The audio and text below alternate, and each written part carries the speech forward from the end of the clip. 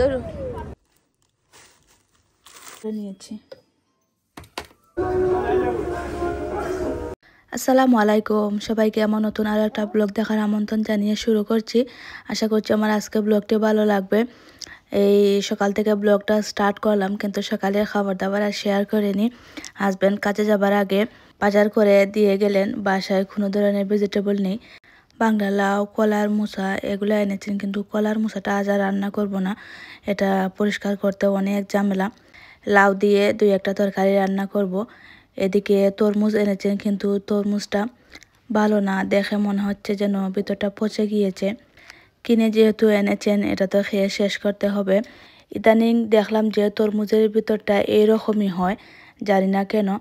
আরও কয়েকটা তরমুজও এইরকমই ছিল। আমি আর হাজব্যান্ডের সাথে মজা করছিলাম যে তুমি যখনই তরমুজ আনো এই ভিতরটা এইরকমই হয়।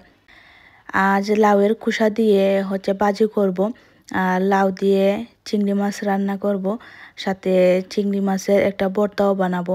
তো সব কিছু প্রথমে কেটে কুটে নিই, তারপরে ধুয়ে পরিষ্কার করে এই রান্না বসাবো।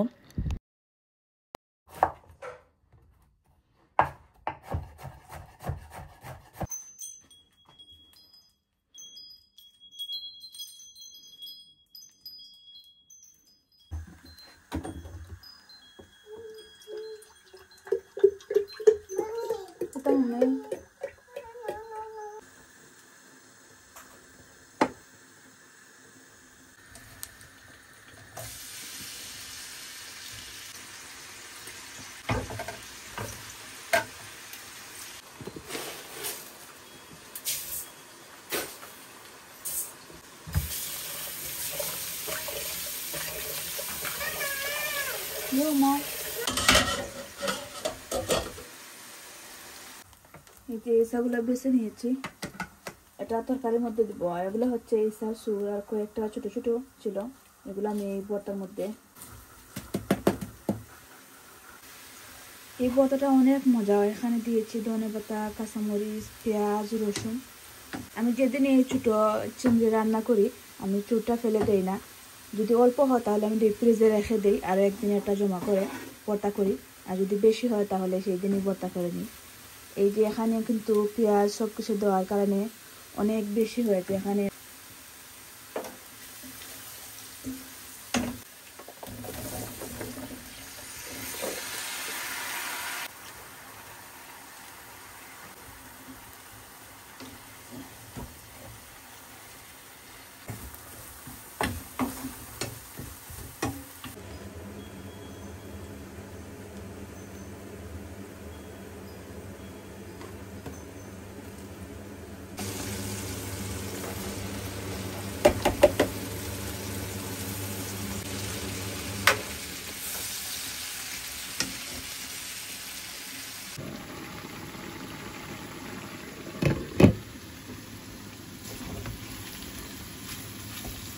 যে ব্লেন্ডার করে নিয়েছি।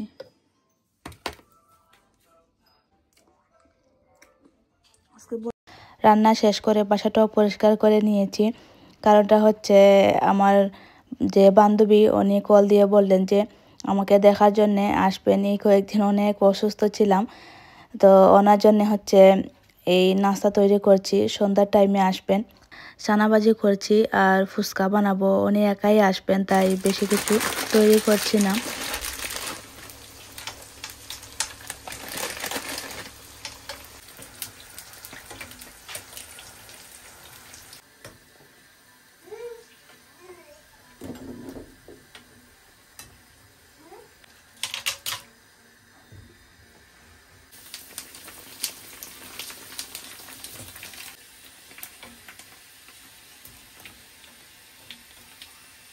পাকুড়া করবো, চানাবাজি দিয়ে পাকুড়া খেতে অনেক ভালো লাগে।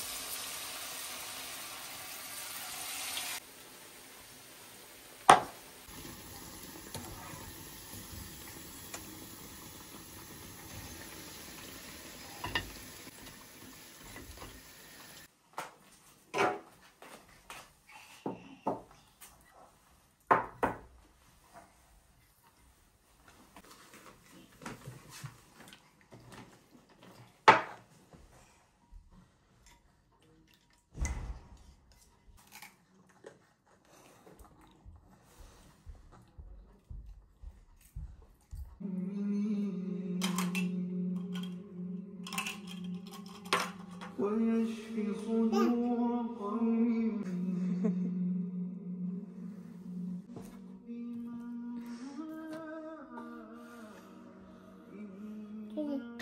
কিছু রেডি করে ওনার জন্য অপেক্ষা করছি।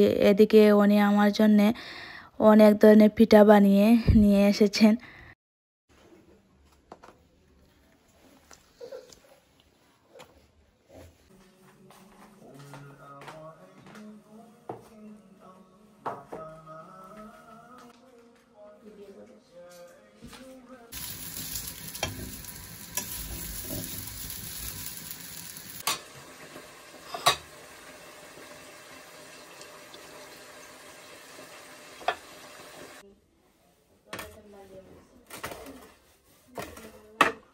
ওনারা খাওয়া দাওয়া করে চলে গেছেন, আমি সব কিছু গুছালাম।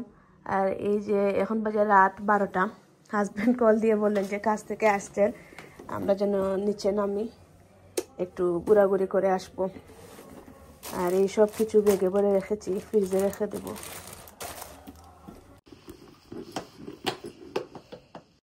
ওকে, আইও। আমার বাসার নিচে একটা মোরক্কি রেস্টুরেন্টে ওনারা ইদানিং এই প্যানকেকটা বিক্রি করেন। এটা খেতে এত মজা, আমি আর আমরিন প্রত্যেক দিন এটা খাই। যেদিন বাহিরে বের হই সেদিন তো বাহিরে খাওয়া হয়, আর যেদিন বের হই না দেখা যায় যে হাজব্যান্ড কাজ থেকে যখন রাতে বাসায় যান তখন ওনাকে বলি আমাদের জন্য নিয়ে আসার জন্যে। ওনারা অনেক সুন্দর করে বানিয়ে দেন, কলা, স্ট্রবেরি আরও অনেক ধরনের ফ্রুট দিয়ে। কিন্তু আজ অনেক রাত হয়ে গিয়েছে, সেই কারণে এই সব ফ্রুট শেষ হয়ে গিয়েছে, শুধু এই একটা কলাই ছিল। তাই কলা দিয়ে আজকের প্যানকেকটা খেলাম, আর আমরিনেরটা হচ্ছে চকলেট দিয়ে। বাহিরে বসে খেলাম। আর এখন তো আমাদের সামার টাইম, দেখা যাচ্ছে সারা রাত 3টা 4টা পর্যন্ত বাহিরে মানুষ, খাওয়া দাওয়া সব কিছুই থাকে। আর কয়েকদিন পরে তো স্কুলও বন্ধ হয়ে যাবে, তখন আরও অনেক বেশি পার্কে মানুষজন পাওয়া যায়।